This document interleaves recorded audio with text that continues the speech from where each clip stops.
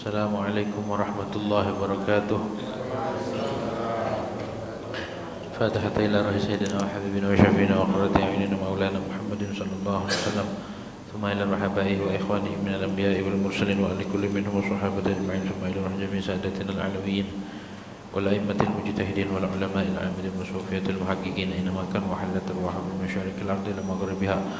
ونخص خصوصا إلى روح الأستاذ أعظم الفقيه المقدم محمد بن علي بعلوي وأصوله وفروعه ثم إلى روح سيد الغير سيد علي صاحب الدار سيد محمد مولى الدويلة وسيد عبد الرحمن السقاف وأولادي خصوصا شيخ أبي بكر الصدوق شمر المختار وإخوانه ثم إلى عبد الله بن بكر بكر بن عبد الله بن شيخ بن عبد الله بن حبيب وسيد بن عبد الله بن حبيب علي بن عبد الله بن حبيب حسن بن عبد الله بن شمال وشيخ علي وسيد بن عبد الرحمن شيخ بن أحمد بن عبد الرحمن شيخ علي ثم إلى الشيخ أبي بكر بن سالم الحبيب وسيد بن شيخ سلام الحبيب عبد الله الأكبر حبيب عبد الله سلام الحبيب شيخ أبو بكر بن سلام ثم إلى شيخ مربى مخرم ثم رجل شيخ عبد الرحمن سلام الرجل سلام الرجل ثم رجع تقوى شيخ مربى عبد الرحمن ثم إلى حبيب بن عبد الرحمن العطاس شيخ بن عبد الله بارس حبيب حسين بن مرحب سلام الحبيب عبد الله بن عمر بن عبد الرحمن العطاس ثم إلى حبيب عبد الله بن علي بن حدد بن حبيب حسن بن عبد الحدد وأولد ثم إلى حبيب أحمد بن حسن حدد بن حبيب أحمد بن زيد الحبشي والحبيب جعفر بن أحمد بن زيد الحبشي والحبيب أحمد بن عمر عليه والحبيب أحمد بن عمر بن زيد بن سبت والحبيب محمد بن زيد بن سبت والحبيب أحمد بن حسن العطاس والحبيب علي بن حسن العطاس والحبيب أبو بكر بن عبد بن طالب بن عطاس والحبيب صالح بن عبد العطاس والحبيب حسن بن صالح بحر الحبيب عبد الله بن حسين بن طاهر والحبيب طاهر بن سليم وعبد الله بن مالك بن يحيى والحبيب عثمان بن يحيى والحبيب عبد الرحمن بن بكر والحبيب عبد الله بن بكر الحبيب ادريس بن الحبيش والحبيب علي بن محمد الحبيش والحبيب حسين بن حبيب الحبيش ثم الى الحبيب عبد الله بن مرشد والحبيب سالم وعلى الحبيب بكر بن عبد الله بن مرشد ثم الى الحبيب علي بن شهاب والحبيب محمد بن علي بن شهاب والحبيب عبد الله بن محمد بن شهاب ثم الى الحبيب علي بن الرحمن الحبيب علي بن حسين عطوس والحبيب عبد الله بن حسين عطوس الحبيب حسين بن ابي بكر العلي ثم الى محمد بن احمد المحضر الحبيب مصطفى بن حضر الحبيب محمد بن الحبيش ثم الى روح الحبيب محمد حسين عبد ثم الى الحبيب بكر بن محمد سكر والحبيب بن محمد سكر صالح بن حسن حامد وأصول وأفلام متلمذاتهم على سلسلة المدرسين إلى من آخذ عنهم ثم إلى رجم مشايخنا في الدين ومشايخ هذه البلدات من أمتنا ومدامة المسلمين أجمعين من خصوصا إلى رشد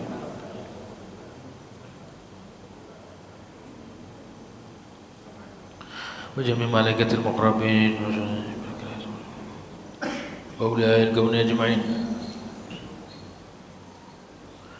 أن الله يدعوكم بالرحمة والمغفرة ويعلي درجاتهم الجنة ويعلي بركاتهم وأسرارهم وأنوارهم وعلومهم في الدين والدنيا والآخرة على هذه النية ولكل نية صالحة وإلى حوضة الحبيب سيدنا محمد صلى الله عليه وسلم بسر الفاتحة.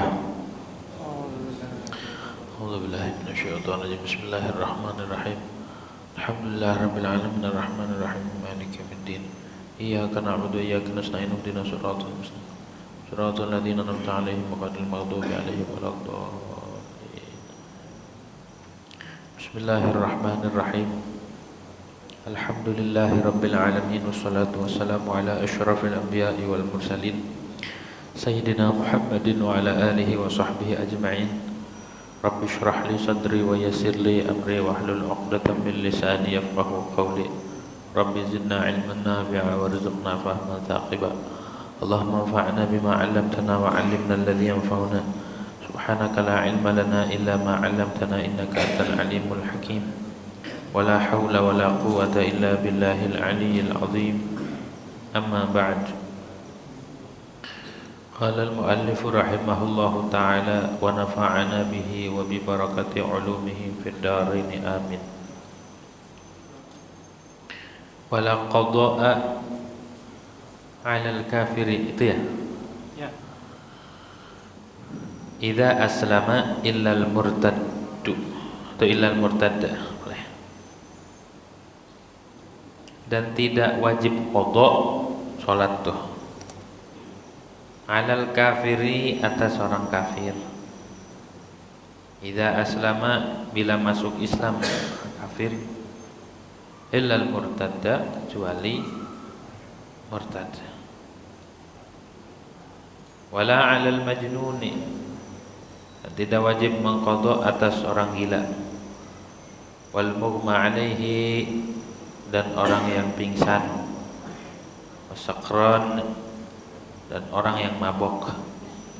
ba'da sahwihim setelah sadarnya mereka semua, illa idza ta'addau bidzalika, kecuali bila mereka teredor sengaja dengan meninggalkan salat.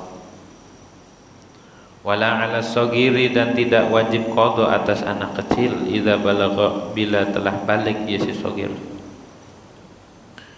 Wa yajibu 'alal aba'i, dan wajib atas orang bapak, wal ummahati, dan ibu, ayamuru auladahum, bahwa merintahkan mereka akan anak-anak mereka, salati, dengan salat, inda sab'i sinina, ketika usia 7 tahun.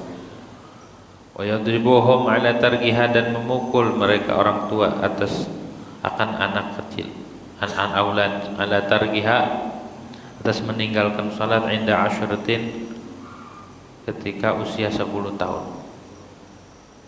Wal afdalu ta'jilu salati fi awali waqtiha, dan yang paling utama itu mempercepat salat di awal waktu.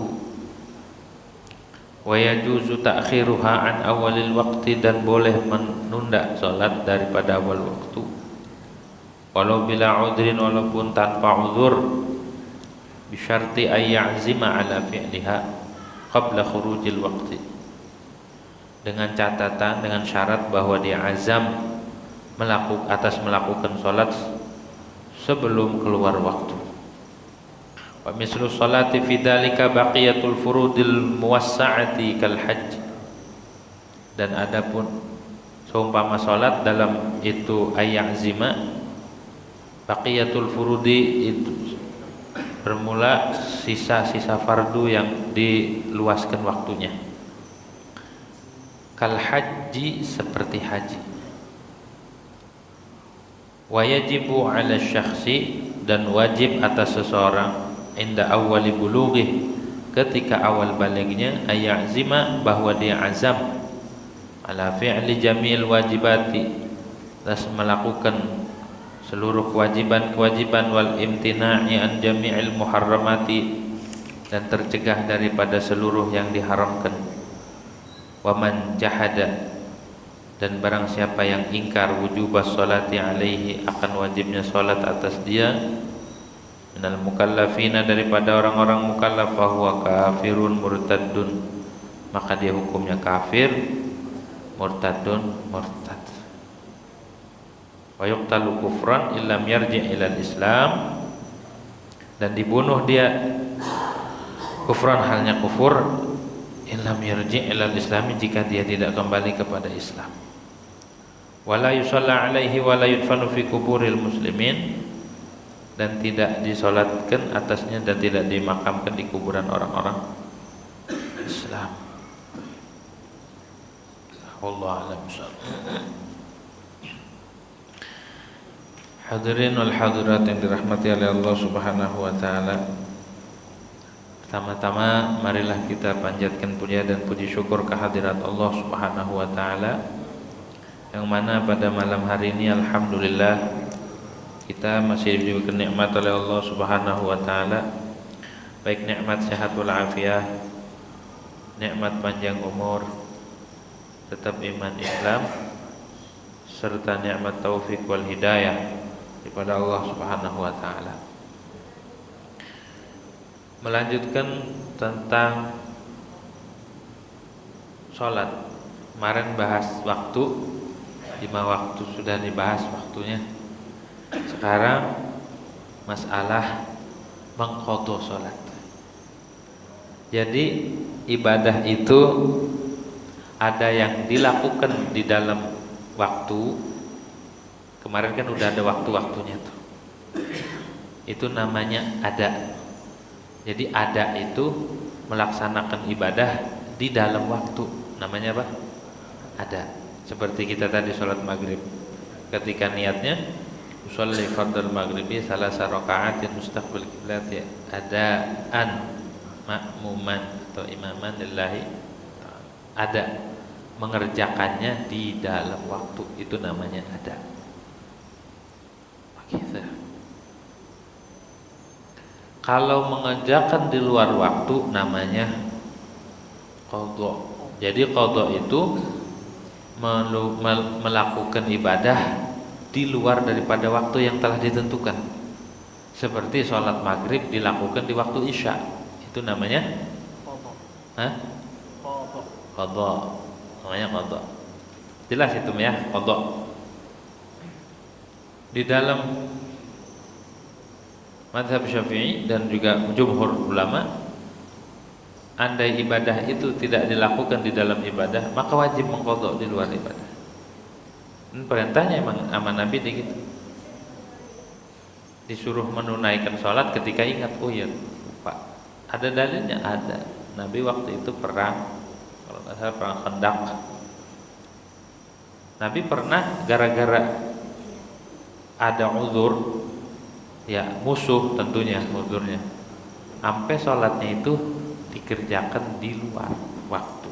Tapi karena uzur, bukan disengaja. Gitu. Itu dalil bahwa ada perintah qadha sholat. Ada lagi ulama yang berpendapat ketika ibadah itu sudah keluar waktunya, maka udah nggak dikerjakan. Nah itu qadha gimana? Itu memerintah baru katanya. Perintah baru, bukan perintah yang tadi. Perintah yang tadi udah habis waktunya. Ketika disuruh qadha, itu perintah baru. Gitu. Tapi bagi ulama katakan itu qadha karena perintah yang tadi kelewat. Jadi dilakukannya di luar waktu. Ketika ibadah itu keluar waktunya, maka waktunya itu adalah setiap detik, kapan aja jadinya. Gitu. Itu namanya qadha. Kalau begini gimana?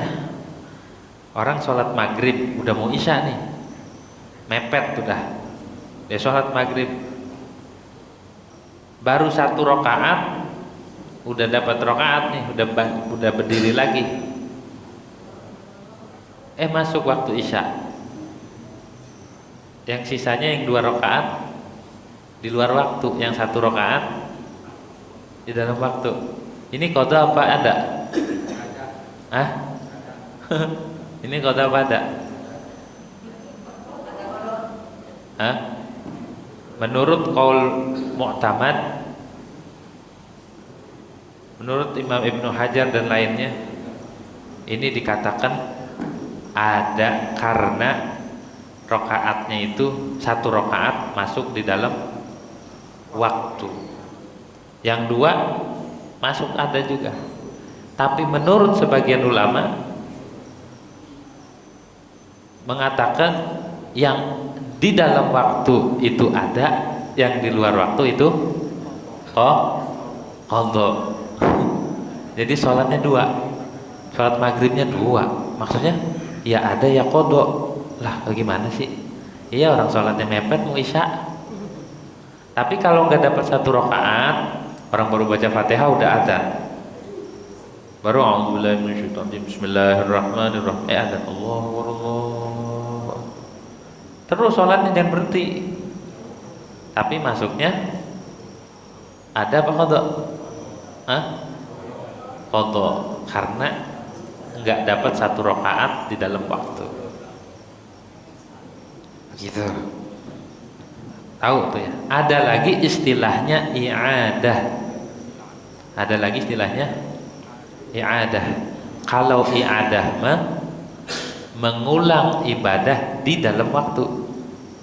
Ngulang ibadah, sholat lagi. Kayak habis sholat maghrib lagi. Namanya apa? I'adah. Itu namanya ngulang ibadah di dalam waktu. Bukan ngejalanin, mengulang ibadah di dalam waktu. Jadi awas tuh kudu tahu istilah ada, istilah i'adah, istilah qadha. Kadang-kadang bahasa i'adah digunakan buat makna qadha. Seperti orang yang sholatnya dengan tayamum, di mana dia tayamumnya di tempat yang biasanya ada air, maksudnya bukan safar, maka dia wajib mengulang sholat. Maksud mengulang adalah mengqadha sholat, karena ngulangnya nanti di lain waktu. Jelas ya. Jadi ada i'adah, ada qadha, ada i'adah bermakna qadha. Kita perlu tahu. Nah, di sini bahasan qada. Kalau qada itu apa?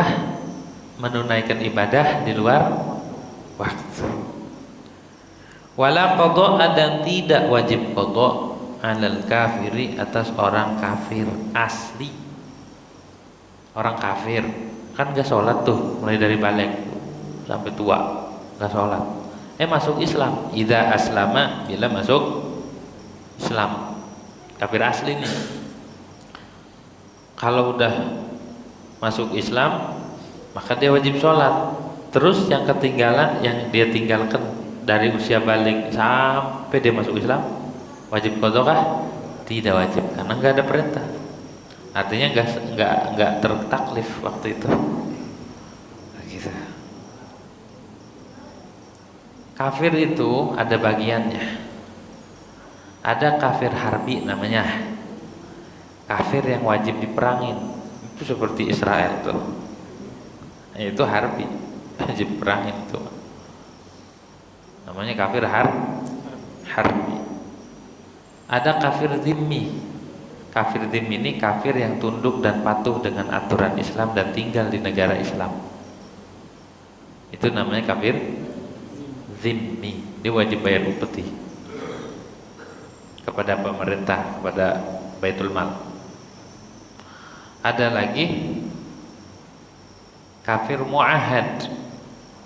Mu'ahad itu yang gencatan senjata, gak boleh diapa-apain tuh mu'ahad. Bikin perjanjian, bila ngelanggar maka perang. Ada lagi kafir musta'man atau mu'amman.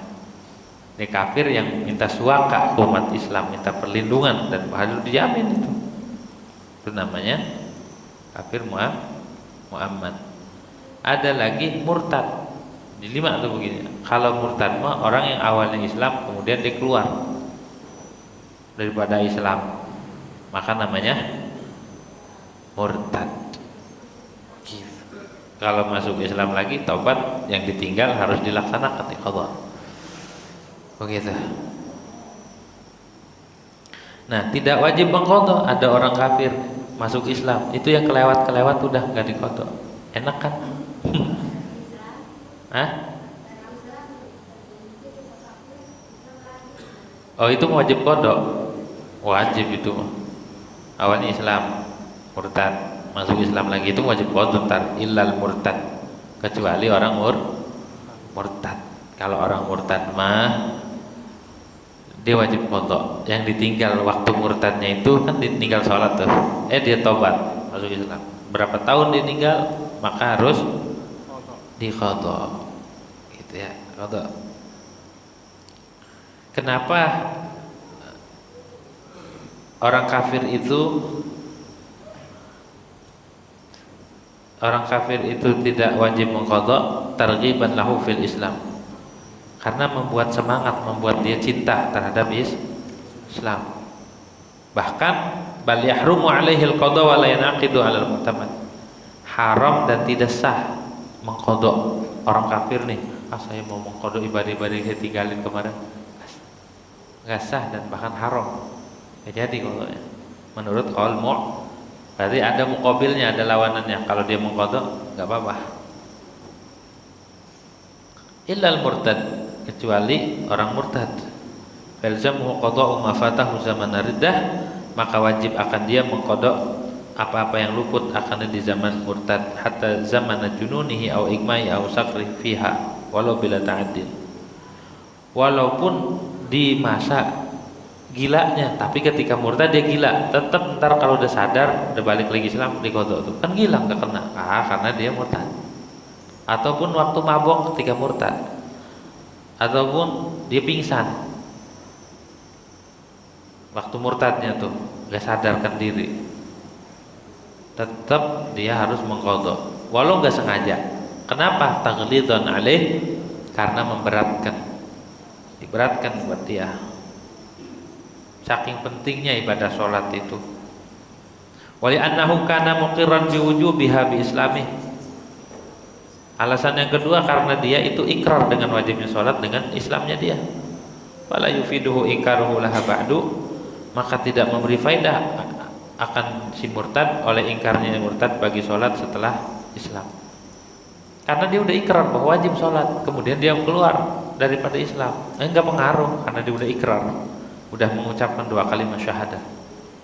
Dan makna ketika dia mengucapkan 2 kalimat syahadah artinya dia patuh dan tunduk dengan aturan dan segala apa yang ada di dalam makna 2 kalimat syahadah.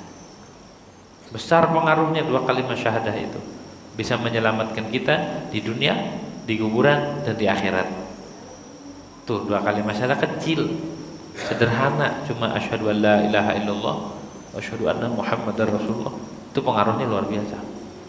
Tapi kalau yang tahu maknanya, ini luar biasa. Tidak ada yang istimewa, yang mulia, yang agung melebihi 2 kalimat syahadah. Salat dan sebagainya masuk ke dalam makna 2 kalimat syahadah. Jadi jangan menganggap selain la ilaha illallah Muhammadur Rasul itu besar. Manusia bahkan alam semesta dan isinya masih di bawah ini 2 kalimat syahadah, masih mulia 2 kalimat syahadah. Maka dari itu kita nggak boleh berkecil hati. Punya masalah segede apapun, kecil itu, kita punya yang istimewa. Apa itu? 2 kalimat syahadah, kunci ini. Jadi jangan merasa ya saya mau orang begini, saya nggak kenal ini, saya nggak di ini. Jangan minder. Kita itu punya sesuatu yang istimewa. Apa itu? 2 kalimat syahadah. Yang mana ini lebih mulia dari apapun. Semuanya di bawah la ilaha illallah Muhammadur Rasulullah. Jadi jangan merasa ada masalah besar, ada beban, ada urusan yang enggak. Semua itu masih di bawah. Karena urusanmu bagian dari alam semesta. Alam semesta berikut isinya, bahkan arsy pun masih di bawah la ilaha illallah Muhammadur Rasulullah. Jadi nggak usah kita berkecil hati, nggak usah menganggap sesuatu selain syahadat itu besar, kecil gitu. Kita ngadepin masalah gede, masih di bawah la ilaha illallah Muhammadur Rasulullah. Tenang aja, gitu ya. Misal ada orang proyek gagal, itu mah nggak bisa berapa. Mau proyeknya miliaran kayak triliunan apa kayak, masih di bawah la ilaha illallah Muhammadur Rasulullah. Ntar nih dikit lagi mau pemilu gimana ini gini, itu masih di bawah la ilaha illallah Muhammadur Rasulullah. Nggak ada apa-apanya. Yang jadi siapa kek, ntar yang terpilih siapa. Jangan merasa aduh pilihan saya nggak ini. Nggak ada apa-apanya itu mah dunia itu mah. Yang penting itu adalah bagaimana la ilaha illallah Muhammadur Rasulullah ada di hati. Udah kita punya yang istimewa, ngapain sih? Gitu. Maka 2 kalimat syahadat ini pertahankan sampai kita wafat, jangan sampai lepas. Penting gitu. Bagaimana cara mempertahankannya? Bikasratis salati wa ta'ati wa tarki ma linafsi min syahwati. Mali nafsi min syahwati, kata Sahibuz Zubad. Dengan memperbanyak taat, memperbanyak sholat dan lain sebagainya, dan juga meninggalkan syahwat-syahwat, ninggalin nafsu. Itu cara mempertahankan 2 kalimat syahadah biar imannya ada terus. Fakun minal imani fi mazidi gitu. Maka jadilah kau di dalam beriman itu bertambah terus. Jadi jangan sampai berkurang, bertambah terus. Nah, kita ngelakuin ibadah nih tujuannya adalah biar iman kita naik, biar iman kita stabil, biar iman kita kuat, keyakinan kita kepada Allah Subhanahu wa taala. Karena mahal ilmu yakin itu.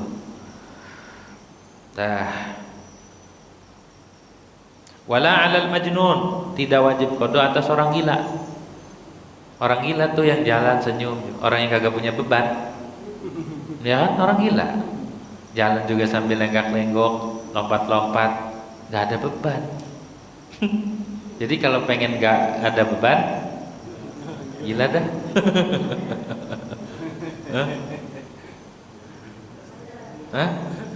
Iya, orang gila mana ada dia mikirin negara. Kali orang gila orator, nggak ada. Orang gila santai aja, senyum aja. Gitu ya. Orang yang santai sedunia.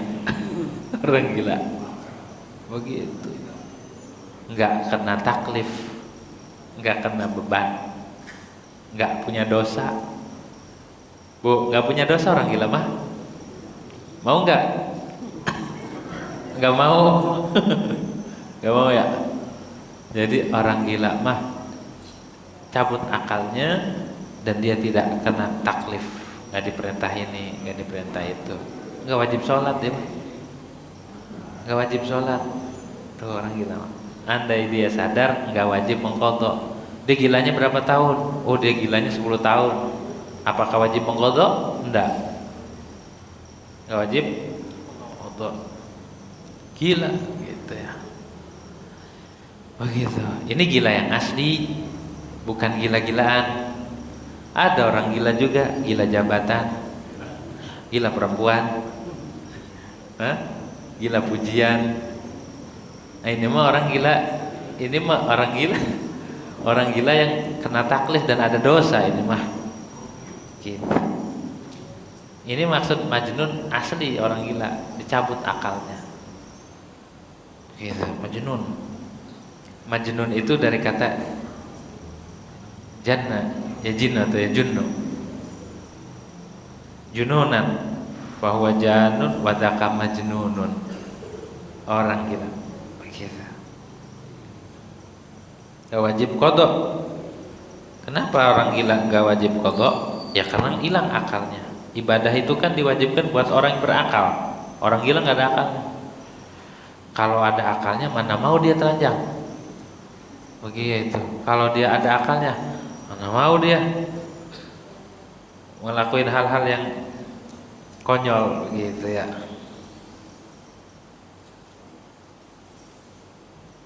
Maka dari itu kita yang waras, yang berakal, jangan bertingkah seperti orang gila. Lompat-lompat, senyum-senyum.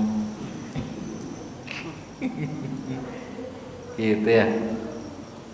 Jangan kita bertingkah seperti orang gila. Kita ini normal, gitu. Jangan bertingkah seperti orang gila. Orang gila aja kadang-kadang ada yang benar omongannya. Ada yang omongannya itu bijak. Gitu. Lah ini yang waras, ngelebihin orang gila. Wal mughma alaih, dan orang yang pingsan, orang yang tidak sadarkan diri itu mughma alaih, yang koma di rumah sakit tuh kan, ataupun orang yang sakit atau orang pingsan. Bebas pingsannya mah, misalkan dia ngedengar suara petasan orang hajatan, dia pingsan. Orang dia masawan ngedengar petasan, pingsannya seharian, lewatin sholat dohor, asar, maghrib, maghrib, isya, pas subuh baru bangun, kenyang banget pingsannya, cuma ngedengar petasan doang. Misal ini mah wajib qadha nggak tuh dia ninggalin sholat? Wajib qadha nggak? Enggak. Gitu. Mughma alaih. Ya, mughma alaih. Pingsan tuh. Kalau orang kesurupan sama, hilang akalnya juga dia, hilang akal. Atau orang yang syok, orang yang datang hal, itu juga hilang akal. Begitu tuh, masuknya orang yang hilang akal. Wasakron, dan orang yang mabok. Orang mabok kan hilang akalnya kan. Tapi ini udah benar-benar mabok. Kalau awal-awal mabok masih sadar, ini udah enggak ini sama sekali orang mabok. Ba'da sahwihim, setelah sadarnya mereka enggak wajib qadha. Enggak wajib. Illa idza ta'addau bidzalik, kecuali bila sengaja. Sengaja dia minum obat, minum pil biar gila. Biar gila. Nah, itu berarti sengaja. Gilanya disengaja gitu mah. Bikin sendiri, stresnya dibikin dewek. Kalau nyalek kagak jadi itu dibikin dia nyalek nih. Tahu-tahu enggak jadi. Kan jadi gila tuh. Sengaja enggak itu? Sengaja. Sengaja enggak? Enggak, itu enggak sengaja ya. Kalau dia tahu efeknya ke situ dia nggak mau. Gitu. Ya. Sebelum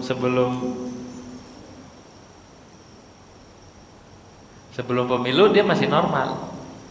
Tapi habis pemilu langsung dia stres.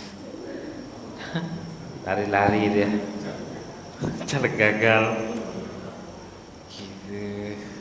Karena kurang persiapan, namanya juga nekat. Namanya nekat begitu mah. Begitu. Gila. Akhirnya yang repot siapa? Keluarganya. Yang repot siapa? Saudara-saudaranya. Begitu. Kagak kesampean.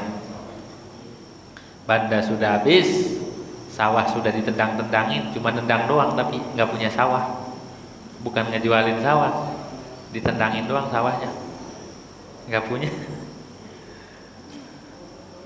Fayalzamuhumul qadha, maka wajib akan mereka itu qadha idza afaqu minhu, bila mereka sadar. Kalau sudah sadar dari gila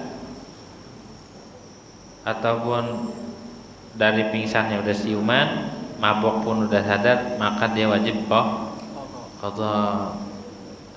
Fayalzamul qadha bila sengaja, ini ya kasusnya disengaja teledor dia. Misalkan dia namparin diri sendiri, jedodin kepala di tembok, atau minum obat biar pingsan. Ada kan obat kalau diminum tidur, obat tidur. Nah, itu obat biar pingsan ya. Nah, itu wajib qadha karena disengaja.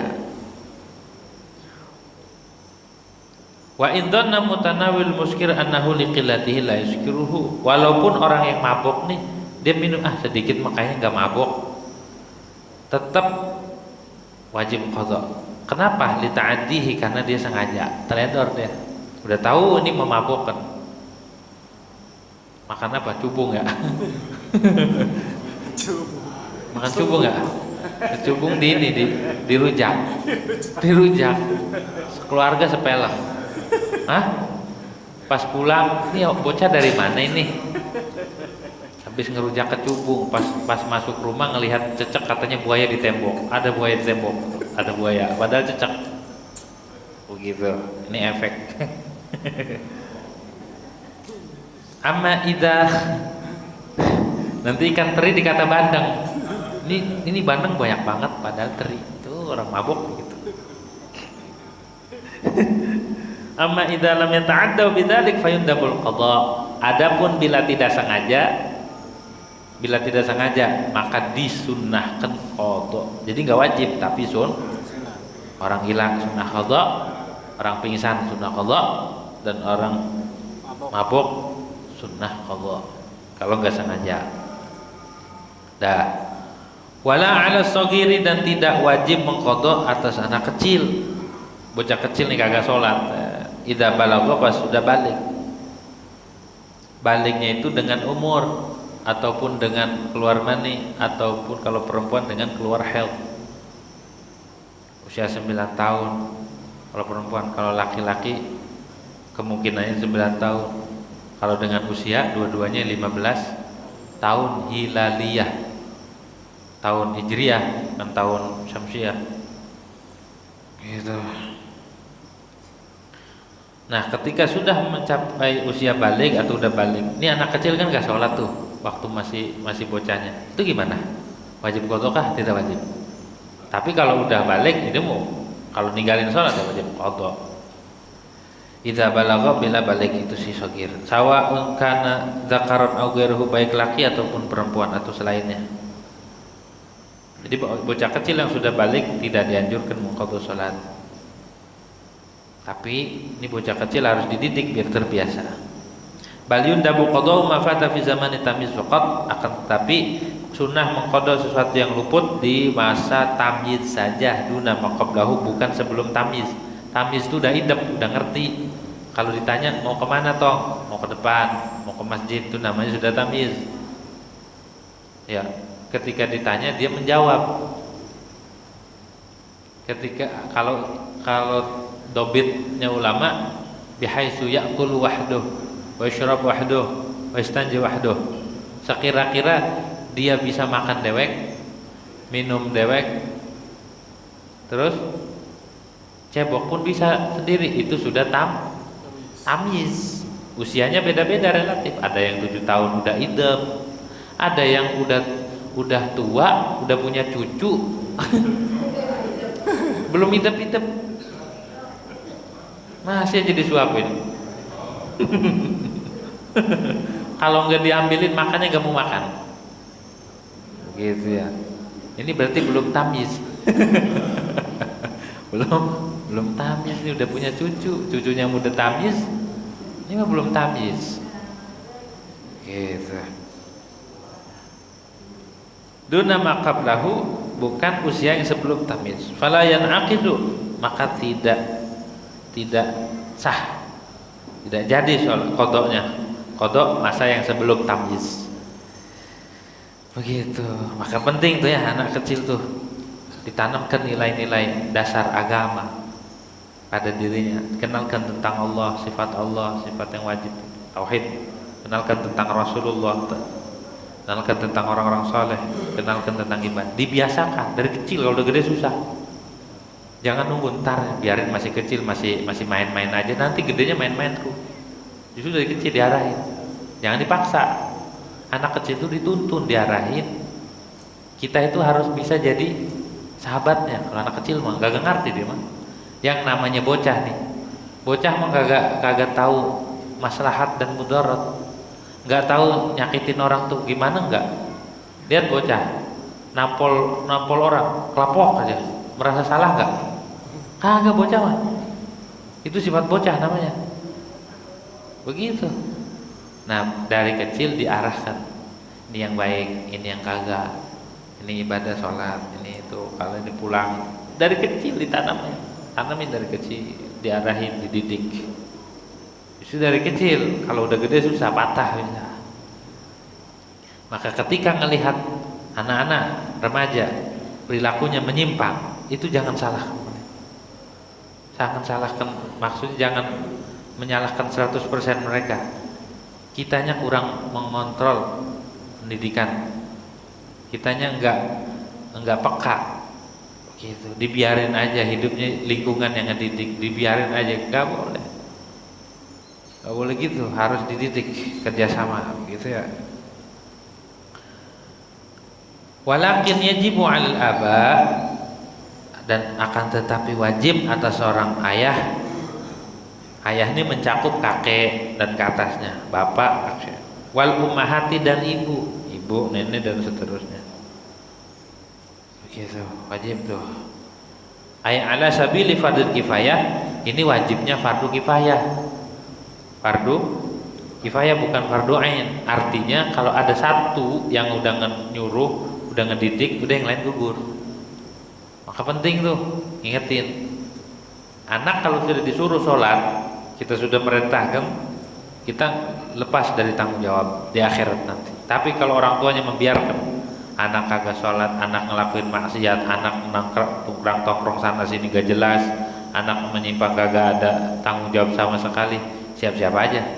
Bahkan nanti kalau anaknya meninggal dan anaknya sampai masuk neraka, orang tuanya yang akan dituntut.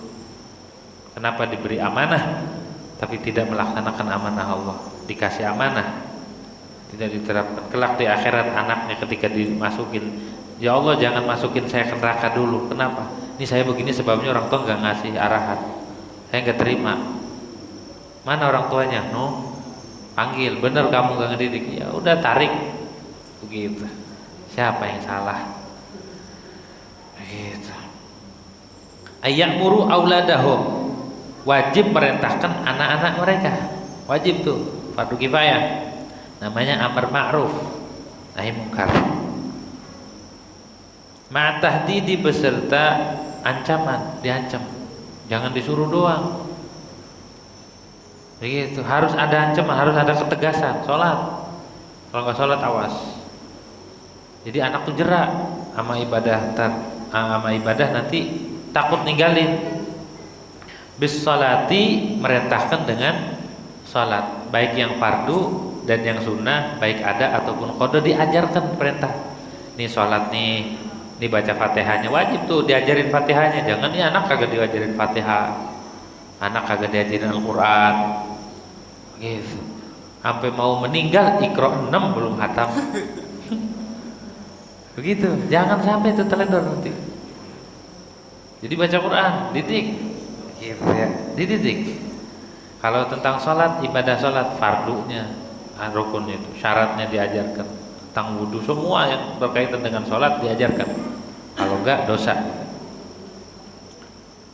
Kapan itu? Inda kamali sab'i sinin, ketika mencapai sempurna usia 7 tahun. Tapi 7 tahun juga wala budda ma'ha minat tamyiz. Harus sudah tamyiz. 7 tahun juga. Kalau belum tamyiz, gak wajib diperintah. Ini wajib, merintahnya tuh wajib. Walaupun bocah ini belum kewajiban, anak kecil belum wajib ngelaksanain sholat, tapi orang tuanya wajib merintah, diperintah. Biar apa? Faedahnya litamrin, ngedidik, ngelatih biar terbiasa.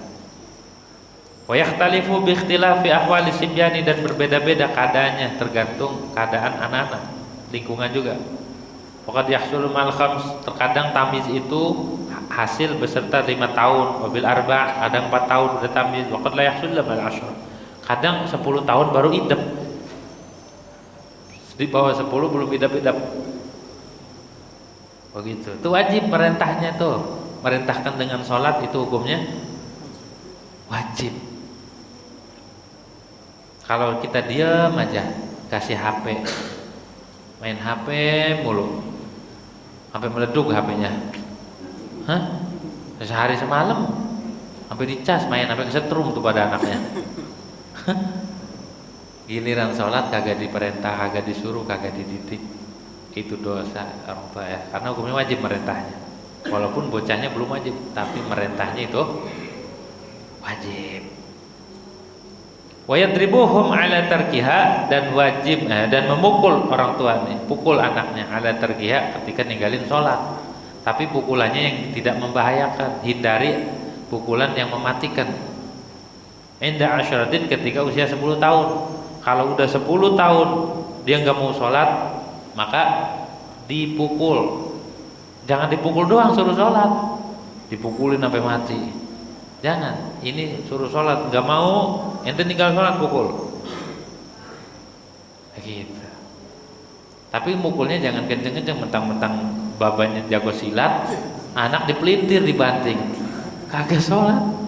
Nah, nggak usah, jangan yang membahayakan. Hindari muka, jangan ditampar, jangan dicolok. Terus tempat-tempat yang mematikan jangan dipukul, leher, terus bagian dada dan segala macam, pukul kakinya gitu. Tapi mukulnya jangan pelan-pelan, jangan mukulnya itu mah kagak jerak. Besok gak sholat lagi yang mukulnya enak babay. Jangan gitu mukulnya, pakai sendiri atau pakai, jangan mukanya ditempeleng, jangan begitu, karena nanti psikis ya, kejiwaan nanti. Jangan sering dipukul anak mah, jangan dibentak juga. Nggak boleh ngebentak anak, nggak boleh juga dipukul. Pukul di tempat yang sekiranya tidak melukai, tidak membahayakan. Anak kecil jangan dibentak, walaupun sebandel apapun jangan dibentak. Tuntun bocah kecil mah, diajarkan bukan dibentak. Gitu, ini dibentak-bentak sampai sawan, sampai pingsan. Kagak boleh, bocah kecil memang kagak tahu. Gitu ya. Kan ada tuh bocah yang dibanting sama babanya. Itu kurang aja. Gitu ya. Dosa, nggak boleh. Karena anak itu bukan punya orang tua. Anak itu punya orang tua apa bukan?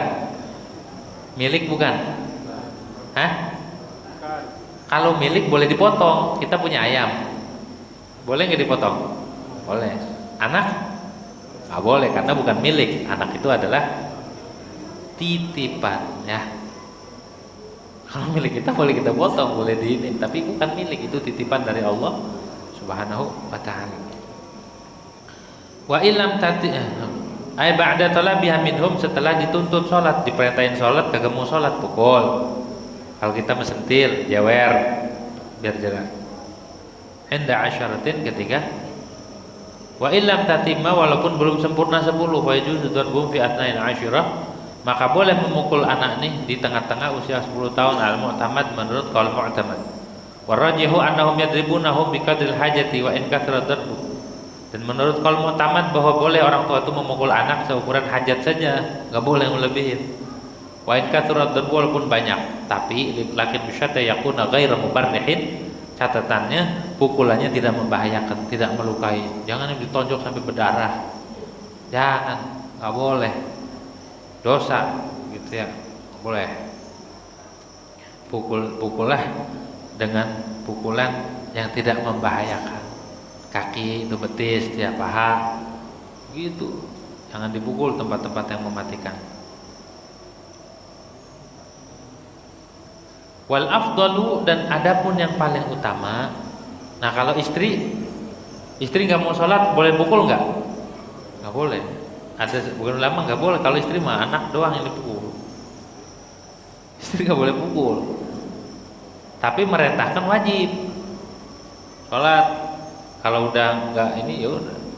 Tapi dosa nanti kalau seandainya gini. Ya, dosa. Sekarang kalau guru ngaji, kan yang disuruh siapa? Yang disuruh orang tua, disuruh mukul. Kalau guru ngaji boleh mukul nggak? Mu'adzibus sibyan namanya, yang ngedidik anak-anak kecil tuh. Boleh kamu mukul kalau diizinin sama orang tuanya. Boleh, tapi dengan catatan mukulnya tidak membahayakan. Gitu. Tidak membahayakan. Jangan ini kesalahan kecil dipukulnya pakai cambuk. Wah, serem. Akhirnya kagak ngaji. Mengapa kagak ngaji tong? Salah doang satu huruf saya dicambuk. Dicambuk. Maka jangan kalau membahayakannya. Wal afdalu ta'jilus salati fi awali waqtiha, dan adapun yang paling utama itu mempercepat salat di awal waktu. Afdal tuh waktu fadilah, salat di awal waktu. Tapi wa yajuzu ta'khiruha, dan boleh menunda salat